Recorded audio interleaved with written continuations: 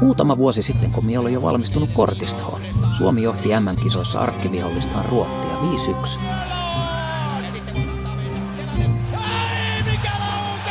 Tuossa naapuripaarissa Laamasen Kalle katteli myös peliä. Kallen työpaikka oli vasta muuttanut Kiinaan ja emäntä Espooseen. Sen pienen hetken ajan Kalle kuitenkin uskoi, että kyllä se siitä. Ensin Ruotti tuli 3-5.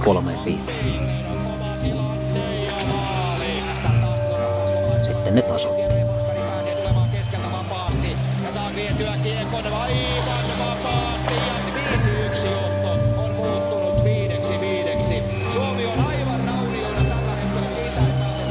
Niinpä niin.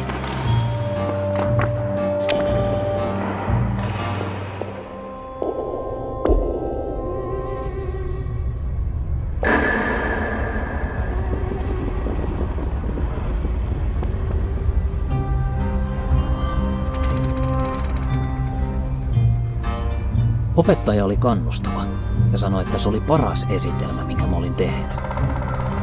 Ja tulisin koskaan tekemäänkään.